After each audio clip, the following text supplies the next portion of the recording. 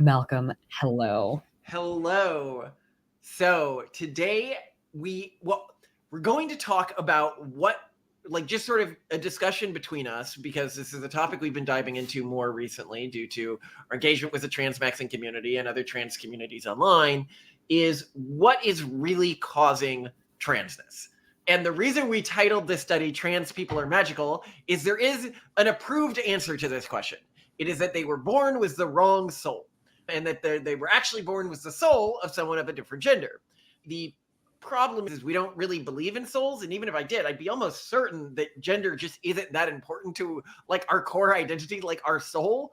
And I and this is why we went with the title Trans People Are Magical, because any sort of scientific explanation you try to give or any evidence-based explanation you try to give for what is going on socially for recent trends within the trans community and people who identify as trans is considered transphobic, in part, I don't know, because you're quantifying it. We can talk about why all the explanations are considered offensive. Individually, they have reasons they're considered offensive, but collectively, it's almost like a topic we're not allowed to talk about or investigate. Right. When it seems to me like it should be really important that the number of trans people has increased something like 400% in the last decade, that the trends in who is transitioning has changed really dramatically, where it used to be predominantly male to female and now it's predominantly female to male of this young age range. And these, I think, could point to something. Would you like to know more? So first, before we get any further in this, our larger stake on gender transition is that there are likely people transitioning for every one of the reasons we're going to mention. The question is, what is causing these statistical trends? Are some of these reasons more important than other reasons? Are they all just contributory reasons? Is there like one core reason? That's a really interesting question to me. Or we could say we just don't have the data to know right now because people are afraid to collect the data because you can have your career. Oh, people collect data, but only for a very specific set of answers. It's already pre-approved. And the thing that really upsets me about the trans data when I go over it is you can see by the date of publication, it will begin to trend towards showing the pre-approved answer. So a great example of this would be brain structures. If you look at the earlier studies on trans people that were using like fMRI data and stuff like that, they would usually say, or the ones that I'm familiar with would say, that trans people's brains actually are more similar to the gender they were assigned at birth than the gender they were identifying with. Whereas in later studies, the opposite is being said, like studies that were done more recently. And unfortunately, knowing the pressures that happen within academia, that makes me now doubt both of those studies. I'm like, oh, I just wish I could know what the real answer is. It looks like I misspoke here. Going through the recent research, even on Wikipedia, which is where those studies came from that I had put on the screen, even the more recent research shows that trans individuals' brains are more similar to the gender they were assigned at birth to the gender they identify with. And this makes perfect sense. If you think about it, you don't, when you're walking around, see people randomly, at least at the rates that we see trans people in the population, get organs of a different gender. You know, you don't see men walking around with the skin of a woman or the arms of a woman. In fact, the only place where I'm really familiar with this happening is either in intersex individuals or in individuals, women specifically, who were born with male facial hair. And this happens at much lower rates than transness happens within the population, but could explain a proportion of individuals who are born trans. So if 5% of US young adults are identifying as trans, and about 1.5% of the population is born intersex, that means that this wrong brain hypothesis would only explain about 30% of the community. Assuming that this phenomenon appears at about the same rate that genitals get switched up, but again, that seems unlikely to me because genitals seem like really unique why they would get switched up, but we don't see other organs getting switched up at this rate, so I would say that's probably an overestimation of the amount of the community that can be explained by the wrong brain hypothesis. Oh, and I suppose this was obvious to us when we were recording this, I didn't point it out. You can't just say, well, they're transitioning because they have gender dysphoria. That's like saying, well, he's depressed because he has depression. It's like, Yeah, but like, are you not at all curious as to where this depression is coming from? What could be motivating it? What neurological phenomenon could be related to it? Why there's this huge increase in depression? These are questions that we would be asking if we were talking about any other mental condition that wasn't tied to identity. But in the world of identity politics, anything that can be tied to an individual's identity becomes unquestionable and thus unstudyable, and that is sort of, that's what makes it exciting to us. So we can go through, we're just going to index all of the potential things. Okay, so first one. This is the one that we talk about most on this channel because I think it's really interesting. And it's also interesting to me that it was ever flagged as an offensive potential answer. Ooh. But I know exactly why it was flagged as an offensive potential answer. Okay, let me guess first then, but tell me. It's turning the frogs gay. Oh. Endocrine disruptors. So we know endocrine disruptors are much more common now than they used to be. We know that fetuses exposed to endocrine disruptors have lower, when they're born as males, have lower anogenital distance, which basically means that they're not fully gender differentiated. We know that if you look at them 7 years after they're born, they show play behavior much more similar to women. This, to me, if it's an actual biological change that's happening in the population due to a pollutant, it's weird to me that this is seen as a transphobic explanation, but I think the core reason it's seen is because it would be like these people aren't faking it. This is not a social contagion. Yeah, it's real. It's not, physical. It's biological. Yes, and the increased rates of this stuff in our water would correlate with the explosion of the trans population. Yeah. And we see males changing But generally. again, it's not just in our water. A lot of it has to It's do in with the containers we're eating out of, our shampoos, like receipts, everything. Yeah, and we're seeing, it would also explain a lot of other things. We're seeing a lot of changes in terms of how gender works biologically. We're seeing women go through puberty much earlier. We're seeing male sperm rates decrease by something like 30%. No, it's over 50% in the last 50 years. So 51% in the last 50 years. We're seeing testosterone rates go down by something like 30% in the last 20 years.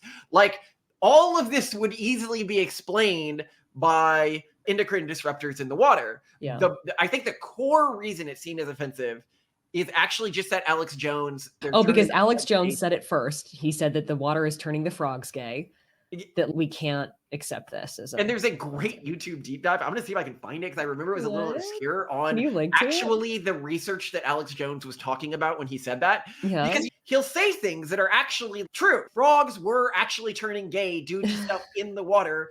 And he was pointing this out, but then it became like a famous quote of his. Yeah, it was as such, it became associated with craziness. Yeah. So it couldn't be an explanation that you could give and not be afraid of being canceled. He ruined it. Because it does sound, if you hear it out of context, you hear Alex Jones and his conspiracy voice going, the water is turning the frogs gay. It sounds crazy.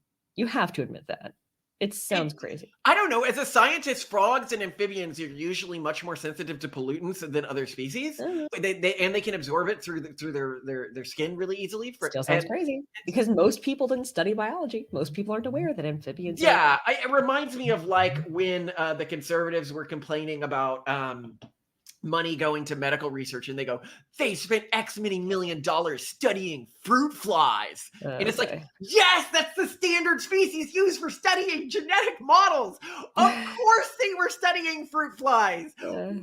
What? When somebody's, this pollutant is affecting amphibians before it affects other populations. It's obviously amphibians are always. Yeah, but again, like you just assume that everyone understands this. You studied biology at university. Like most people, like biology stops at college and they are being taught standardized test norms, not real world useful stuff. But okay, so this is the first potential explanation. Okay. So endocrine disruptors in general, that basically, if I'm to sum it up, that pollutants and chemicals that humans are being exposed to in developed nations and all over the world now are causing them to be hormonally different. And in the case of, at least in the case of males, less male. This wouldn't explain, however, the growth in female to male transition, because the endocrine disruptors, as we understand it, like from the Tide studies that we keep quoting, only really affect the extent to which men become fully male in development. Let's talk about why females. This is. It's because the template of a fetus is female. Yeah. So if you are disrupting gender differentiation, you're going to disrupt it on the male side, not on the female side. Yeah. Now, it would likely have some disruption. We do know that women are changing, like when they go through puberty and stuff like that. Well, yeah, and that's more likely, I think. Isn't that more due to growth hormones? I think it's more than likely other- due to growth hormones used to Yeah. get cows to produce more milk, Yeah, or even biological changes in cows as we have genetically selected them to produce. and less endocrine disruptors, because broadly speaking, the way that endocrine disruptors are understood to work, it's more a disruption of like. And if anything, this should be making women more female. Yeah, or if anything, I would say, if anything, endocrine disruptors would delay puberty. I would expect it would make things not work rather than work earlier. Yeah. Okay. Now we're going to go to another potentially offensive solution, other than they were born with the wrong soul, which is also a bad explanation. What, did God just spill the soul bag recently? And suddenly he started fucking up which souls people's bodies are going into a whole lot. Yeah. I mean, you could say it's that they're accepted more and that's why they're coming out more. But the rate of increase within the trans community is much higher than the rate of increase within the gay community when they achieved acceptance. Yeah. And also, you didn't see this big gender flip in the gay community when they achieved acceptance. Yeah. I do not buy that's what's going on. No, the soul thing doesn't check out. Endocrine disruptors I find to be actually quite compelling. But yeah, so let's talk about the next one. So before going to the trans masculine community, I was told to look up this autogynephilia stuff. And I knew this is an offensive explanation, but like in our communities, among the fans of our show, like I know we have other fans of our show that really love autogynephilia as an explanation. So I was like, okay, let's look into autogynephilia. Yeah. So let's explain what autogynephilia is and why it's potentially considered offensive. So this is to say that what is really motivating a portion of male to female trans conversions, and autogynephilia really focuses on male to female trans conversions, is the fact that they have this fetish for seeing themselves as the gender that they find attractive. I would say there is no wrong reason to transition. Like I am actually for it. Like you just want to transition because you want to be a girl, awesome. Yeah, whatever. Girls have it easier, awesome, right? You feel you were born in the wrong body. I'm not saying awesome, and I think everyone should do it. I think there's a huge number of costs associated with transition.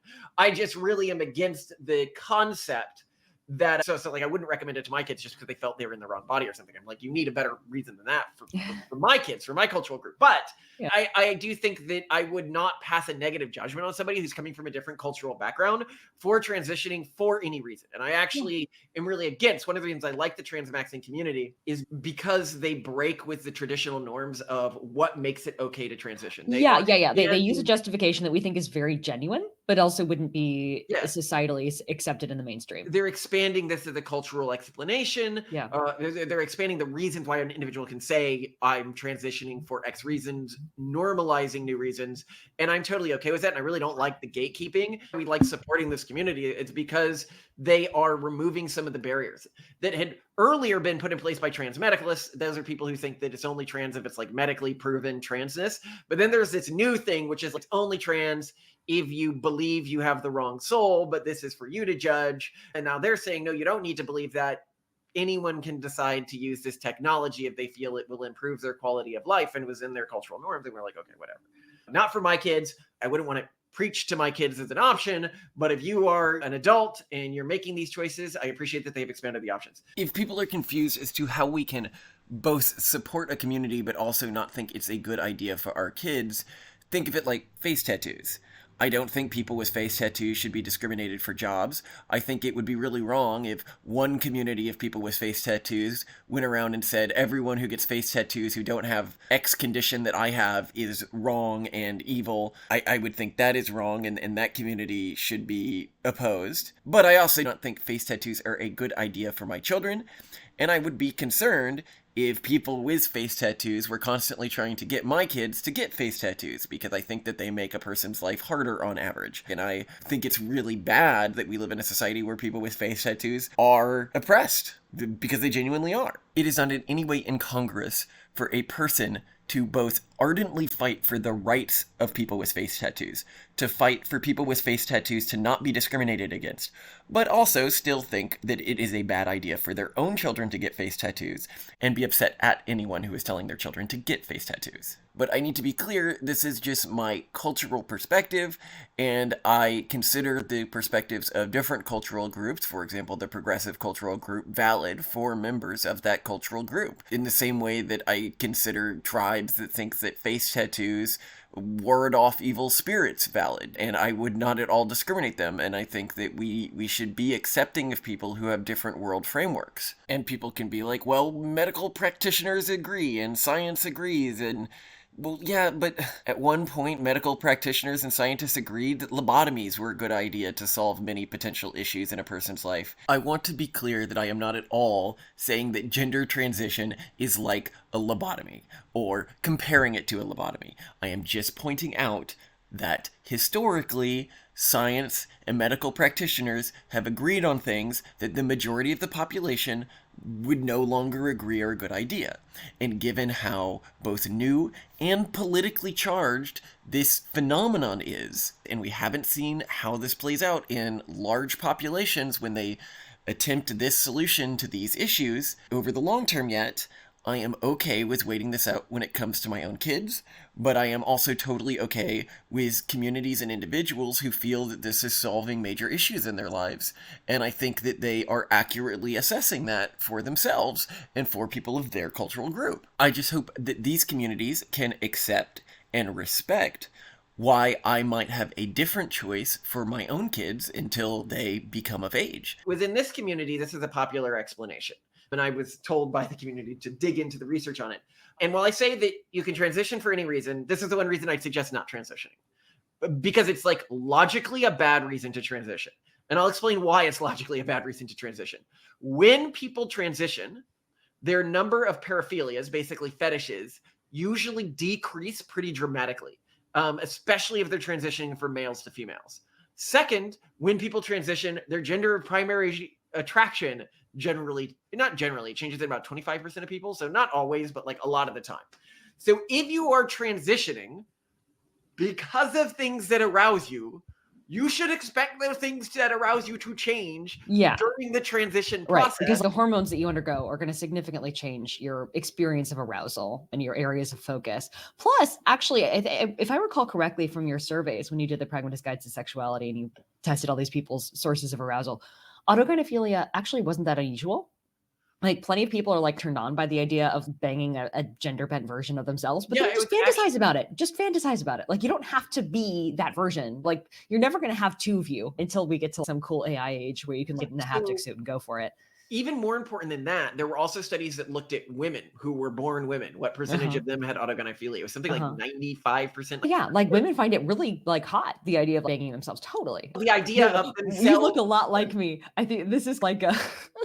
But the idea of themselves being women. They find their own gender's sexuality and them being that sexuality really attractive. So that wouldn't really be a good argument for you're not trans because you're just a man attracted to women, so you would find you being a woman attractive. If you are a woman, you would presumably find you being a woman being attractive as well, because most women feel that way. So autogynephilia, I do think there are probably some people transitioning for this reason. Sure. But I think it's a dumb reason to transition because this arousal pattern may cease during the transition. Yeah. Which is Red Queen chasing something that's always running away from you. Yeah. This is not a game that you're going to be able to win. It's also one of those things where once you have it, you won't want it. Yeah. So another one I saw, so the transmaxing community, this could be another explanation, is that it turns out that either men and women in our society, they just don't feel comfortable with their gender because their gender, they are being told that women are being objectified in our society, and it's worse to be a woman in our society, so you should want to be a man. So they're transitioning for that reason. And men are being told all this red pill, MGTOW stuff, better off actually being a woman. Yeah. And that this is what's causing the transition. Just genuinely believing you'd have it better off with the other gender. And so it's grass is always greener kind of thing. Sort of the core of what the transmaxing movement is about. The idea that you would have it easier being a woman than a low quality guy was in our low sexual quality. Like not a lot of women like you, obviously pointed out on Tinder. And I can really see where this argument comes from. Less than 1% of women swipe right on the average guy. This is if you look at the mean guy, right? So imagine if you're below that, how difficult things are on the sexual marketplace. And how much harder you're just going to be treated in society, right? Some people, in some of the writings, they describe it as being in tutorial mode, being a woman, right?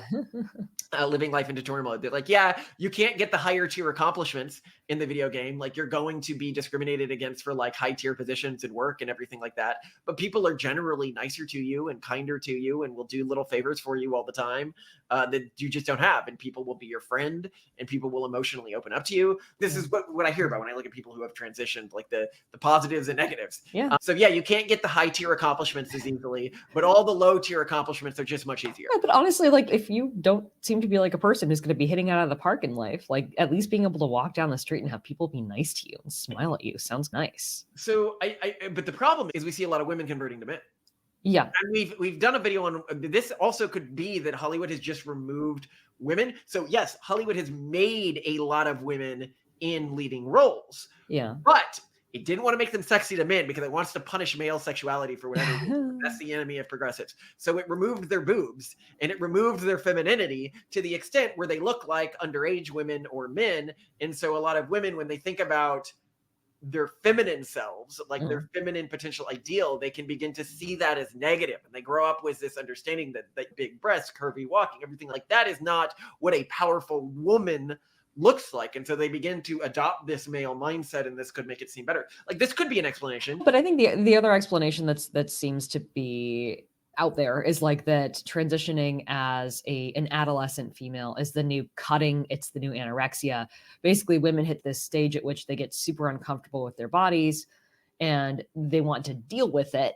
And there are lots of evoked sets that exist at different periods of time to deal with it. And you can deal with it by getting super religious or by starving yourself or by cutting yourself or in this case by transitioning. And part of me wonders if a lot of young women who are transitioning, they're not necessarily, oh, I really want to be a guy. They're more like, oh, I really don't want to go through puberty. And so puberty blockers are like a great answer to that. Your body's changing, you hate it. It's I don't think they're disgusting. thinking that consciously. I couldn't. No, I think it's subconscious, totally subconscious, but it's more there's a deep motivating- discomfort.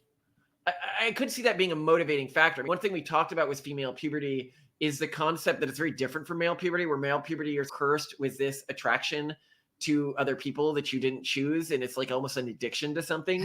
Right. With female puberty, it's defined by wanting to be treasured and cared for and accepted, and that no matter how liked you are by people, it can, because it's your own judgment of whether you're treasured enough, of whether you're accepted enough, of whether you're cared for enough. And so it's almost never enough. And so when women go through puberty, they often feel it would be very normal to feel very uncomfortable and unsatisfied with your body. And the offer that, hey, you going through puberty, if you do this, now you can feel comfortable with your body. Like, I can see how that would be potentially a factor in this change that we're seeing in society. But then why all of a sudden now? Like, what's new now? I could think it's the removal of feminine looking women from high power roles in media. Now that feminine looking women have been demonized in media as being idiots, as being deserving of low status, and these very small breasts, very boyish acting characters. I disagree. That does not resonate at all. I don't think that has any bearing. Okay, might not. But here's what I would say. And I think this is actually a really important quote that I had heard. And I think it shows something really powerful about the way the trans community, when it looks at why are people transitioning that are saying that they're transitioning for reasons other than why I transitioned, other than being gender dysphoric, right? They were looking at people from the trans maxi community who were saying that they were transitioning just because they'd have an easier time as a woman. And they started looking at quotes. Oh, I was with my friend and we cuddled and it really made me feel special and I really liked him and I never would have felt this way about a guy before, but I'm not trans. And they were like, hey, maybe you just are trans. Maybe you were always trans and you've been using this argument as a shield. But I actually read something different. What I read is changes in things that make a person satisfied in regards to sexual actions with other partners and stuff like that. The changing nature of this in men who are on hormone therapy to become women, or women who are on hormone therapy to become women, however you want to frame it, that it leads to behavior patterns which the trans community saw as proof that they were actually really trans all along, but that actually begin to happen and occur in any man who takes these chemicals. And that is concerning to me if it turns out that if you gave any man these chemicals, they would begin to have experience and emotions that the trans community had previously believed were proof that they were actually really the trans all.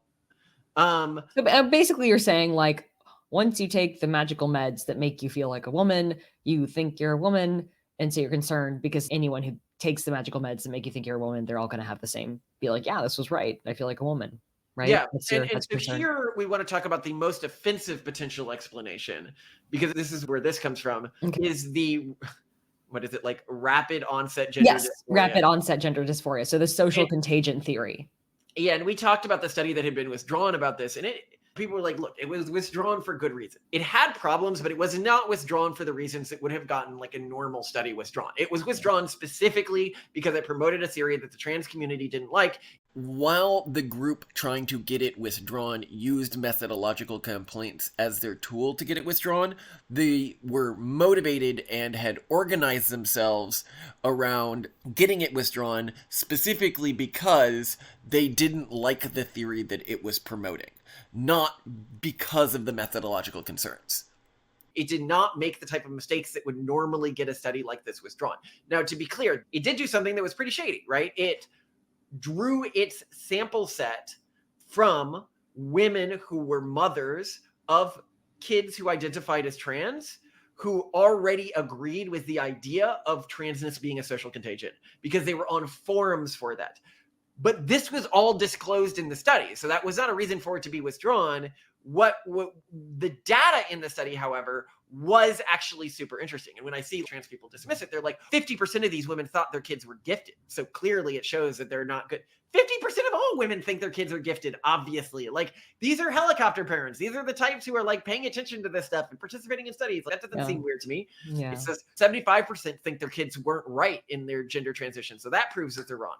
I'm like, I would argue that's probably true across parents of trans kids. I think if you just did a good study of this, you would find that's likely true. I'm not going to say it's accurate. I'm just going to say that doesn't sound like a biased sample. Yeah. They looked at the number who thought negative things about trans people, and they were about the same as the general population. But there were a few statistics in that I think that we can learn a lot from, because they mirror things that I have heard from my friend group.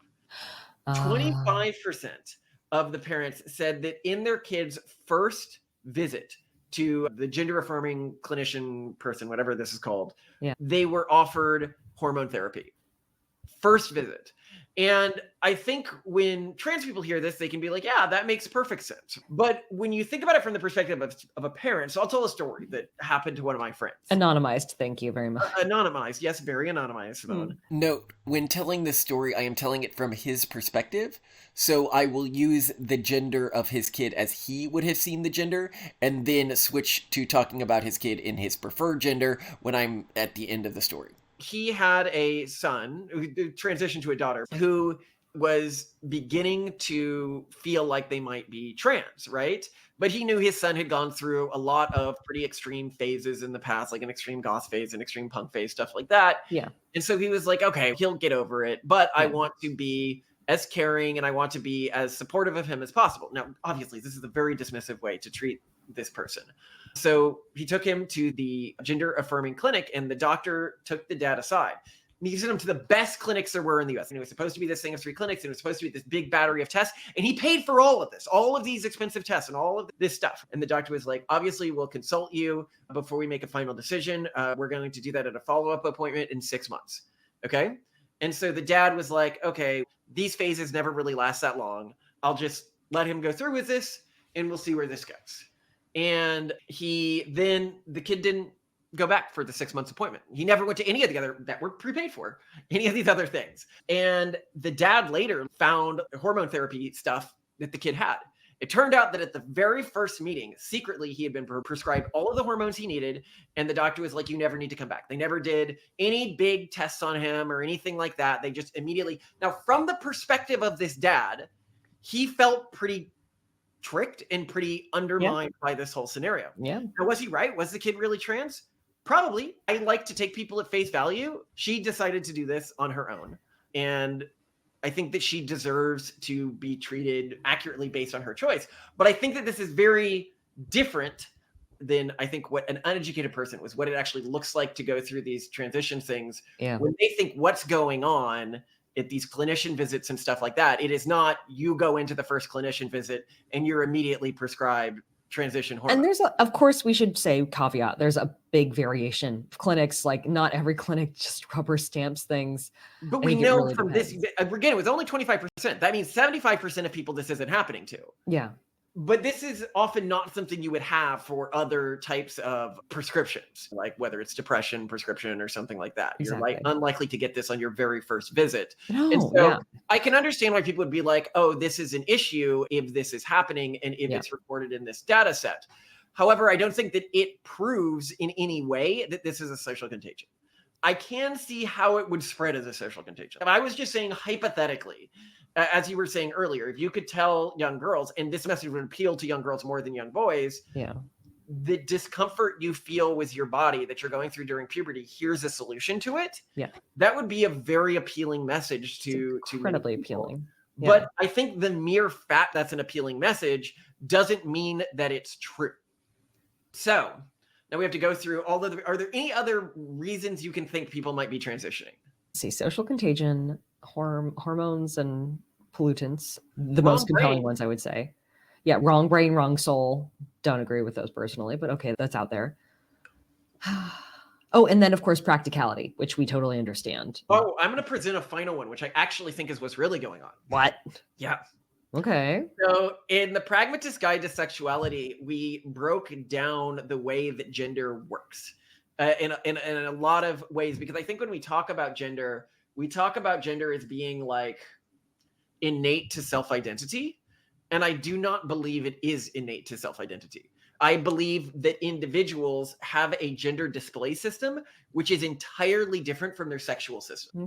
So by that, what I mean is when we talk about sexual systems, we actually think that these systems are the same, are heavily intertwined with your disgust systems. So the things that make you aroused and the things that make you disgusted, these are all working on basically the same brain pathways, and there's some negative modifiers implied, but these are basically the same systems. The systems that deal with gender displays, I actually think are an entirely different set of systems that have nothing to do with sexuality.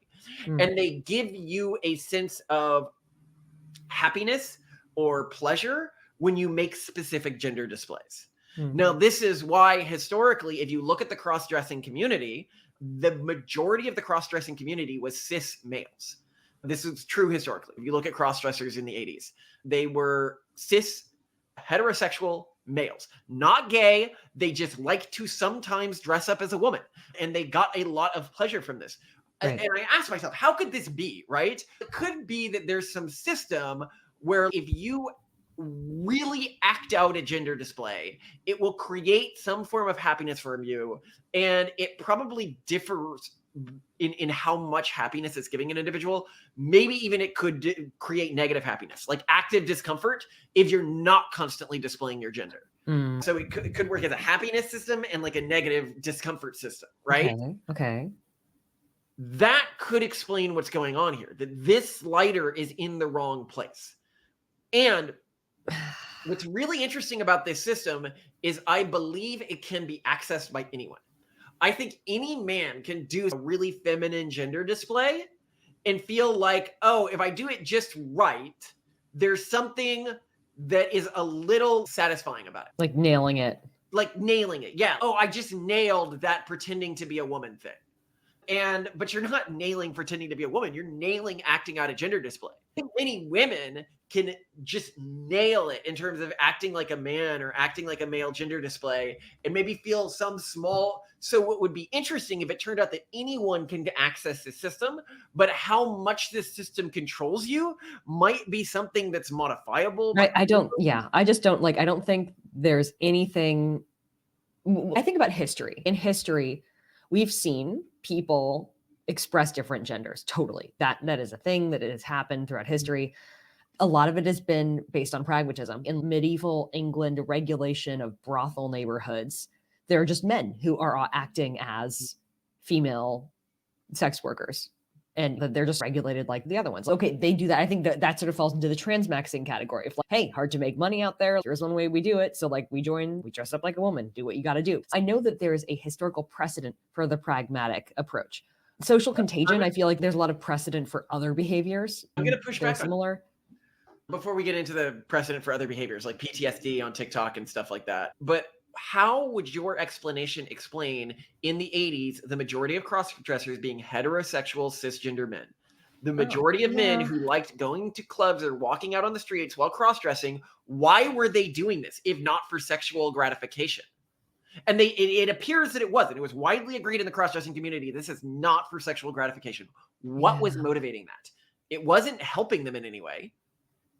But keep in mind, this is something only men did. Women didn't really do this that much. No, Yeah, and historically, there are women are the ones who are really, I think that like the women transitioning thing, I feel like that is mostly explained by social contagion.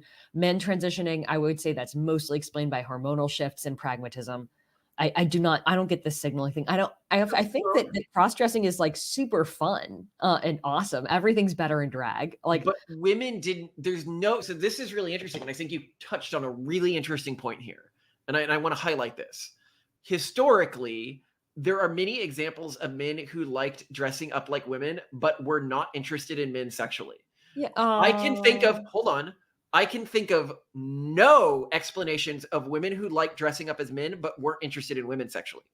Usually when women liked dressing up as men, like the they were trans into women. examples from history, these are, so if we now say that they're trans, they were men who were born women, and I guess you could say they were more butch lesbians. but right? they didn't identify that way often, or sometimes they did. Whatever. What I'm saying is, I'm not aware of any of them still preferring men as sexual partners. Where I can historically think of a lot of men who today we would call trans or whatever, who still liked. So that little thing shows that maybe in men there is this gender display impulse that is more malleable or stronger or harder to silence. Yeah, I don't know. I cannot explain that. I cannot. But I don't. Okay, so you've said what you think the main explanation is. Yeah. I think the main explanation might be the biological one. Okay, so you agree with me on that. Due to pollutants. But not for women. I don't think for women it explains anything. And there's a lot more young women transitioning now than men. Yeah, that young women, especially during that adolescence, are so susceptible to social trends. So it susceptible. is literally the most offensive explanation. I know, sorry, but not sorry. Could you steel man yourself, at least for people who are like, this is really offensive? Yeah, the steel manning part would be that when you hit female adolescence, you become, on average, extremely uncomfortable in your body. And you're going to look for solutions for that. And a very common solution in mainstream society. Steel man your opponents. Steel man. I can't. Like, it's so dumb. It's so dumb. And you know me. I love steel manning. What would you have transitioned? If you were a young kid today, would you have transitioned? No. You were uncomfortable with your body. So what protected you that's not protecting women today? No, because I was starving myself instead, Malcolm. I had a better solution. You did anorexia. Anorexia is way better than transitioning.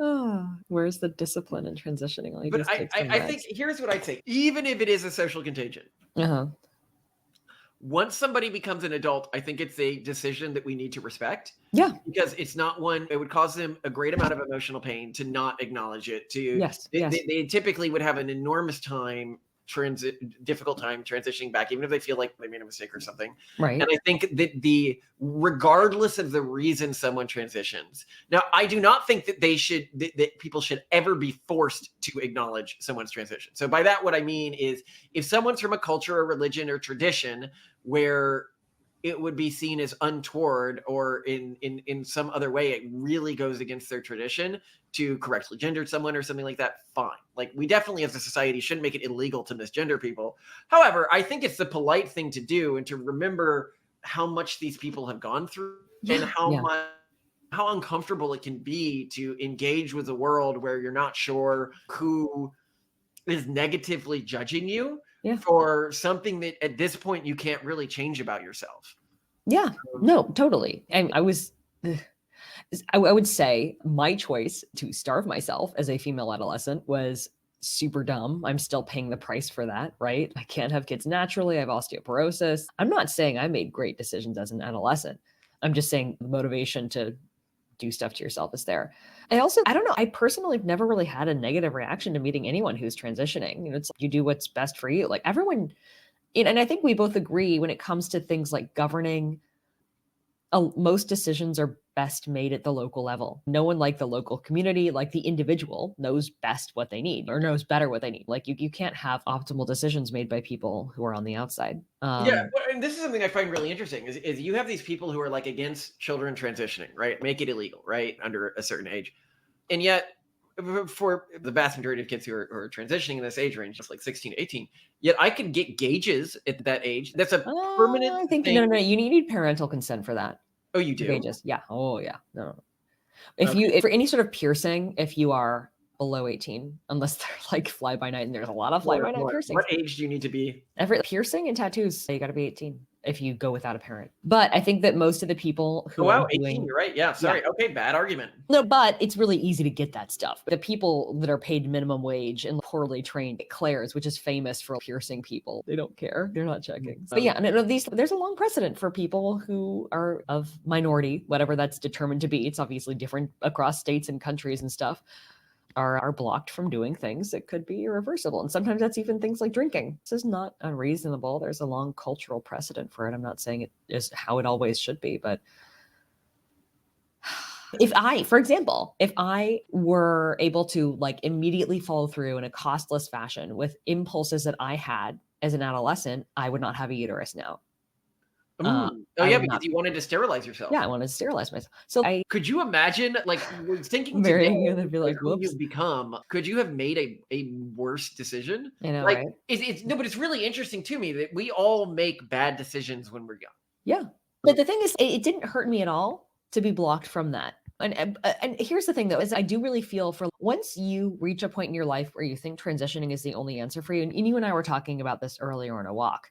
Once you feel like transitioning is the only answer for you, it's the only answer for you. And I've had points in my life where I thought that I had to do this thing or I would go crazy. I would die. Oh, we forgot about the most important answer from this entire thing, which is why are people actually happier after they transition?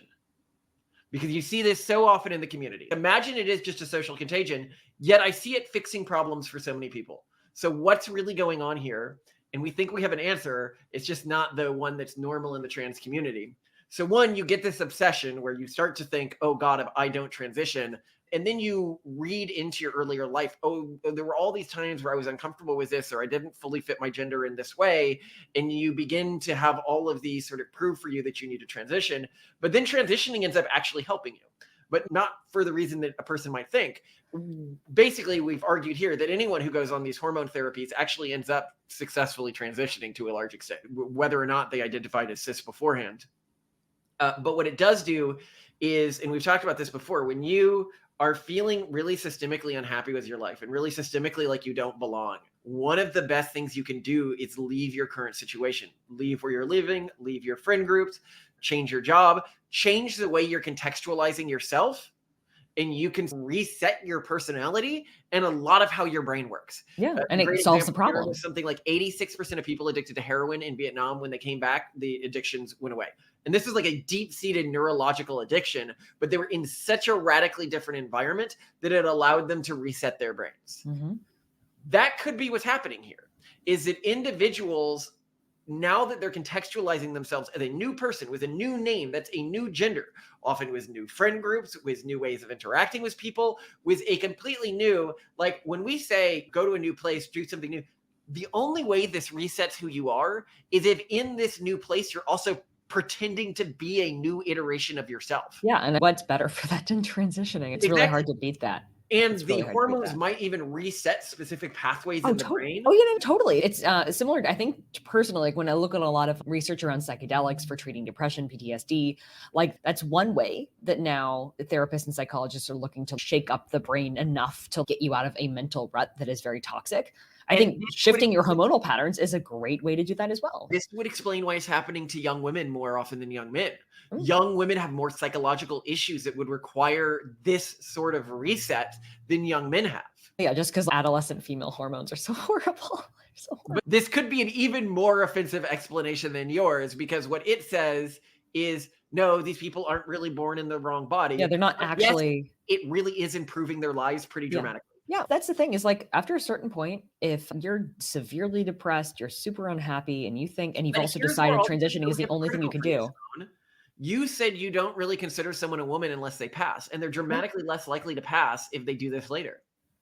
Yeah, except I like a lot of the stuff that we've discussed here may not like the person being seen as passing doesn't matter in many of those cases. It matters for trans maxers. It may not matter for women transitioning to get control over their bodies again, Oh, I would essentially. argue that I'd say the number of trans people where passing doesn't matter is probably less than 1%. Yeah. Do you think passing really matters? I think you can say it doesn't matter. I think they can say internally it doesn't matter, but I think it's personally, they just say that because they want it Or so because they much. can't pull it off, so they are gonna try to not care I about don't it. know. That might be an offensive thing to say, but I I think we've don't said a know. lot of it. I'm not even We've rung that aware of bell already. all of the things that are offensive to say to about or in the trans community anymore. But we are genuinely trying to think through what's going on here, and I would love it if there were better research into just they got the wrong soul. Yeah, And yeah. that the research didn't always trend along with social answers, where the social answers seem to come before the research that backs it, Yeah. which But I is mean, I'll say this, like, no disrespect for people transitioning. Like, I love that it's like this championing of the human body. It's yeah. taking biology and being like, we're doing it my way. I'm going to take control. I love that. And that's why I starved myself. I loved the satisfaction of having control over my body and my weight and how I felt, even if it was like miserable and it drove me crazy. I love that control. I love and IVF for the same reason. Oh my God, we can own the process of reproduction. We can choose all these things. We can control the timing. We can do, and I think like it's anything along those lines that's like a little bit more transhumanist or that's a little bit more about mastering the human body. Oh, let's control our hormones. Let's control like our arousal pathways. Let's change how we look and feel. That's like super cool. Yeah, master your body. Do what you need to do to feel good or be effective in life or succeed or thrive by whatever measure you care about. Like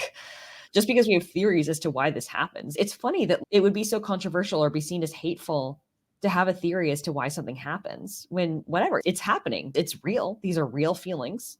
It's similar to our offensive theories around spoonies, right? That we may think that a lot of it has to do with hypochondria, but we don't discount the fact that people are genuinely suffering, genuinely feeling real symptoms and pain. Yeah. So it's interesting that one would be. Well, some of this can cause people to dismiss them. For example, like autogynephilia, like you hear that and you're like, if you accept that as the reason why most people are transitioning, then you see them as just like pervy men pretending to be women. Yeah, Which but is that's like so one of the ridiculous worst because, like, how many stereotypes. people in the world, especially young men, live their lives in a certain way just to get sexual partners or just to get sexual gratification ultimately, like on a macro scale? Right. I'm just saying I can see how that could lead to the dehumanization of trans individuals in a way that would hurt the movement, even if it were true, and thus they wouldn't want it discussed. I don't think it's true, but I'm just saying I see why they would have a political reason to silence any data that could support that hypothesis. Yeah. Yeah, I hear you. Which is a shame. It's a shame because I really would like to understand all of this, and I really think that we should reach a position of acceptance beyond that which the trans community is willing to roll out right now, which is that if you want to transition, it doesn't matter your reasons, as long as culturally that's what your group's okay with, you go ahead with that, right? I support that. I don't support trying to inject these ideas into cultural groups where this is not traditional. I think it's just one culture's solution to a set of problems. But I do support individuals who approach this are over 18 and this makes them feel better. And I do think it does make a lot of people feel better. And I do think it fixes a lot of problems that almost nothing else can fix in an individual's life. Yeah. Agreed. All right. Love you, Simone. Love you too. You're going to get Malcolm. so canceled for this We're so episode. we're so screwed.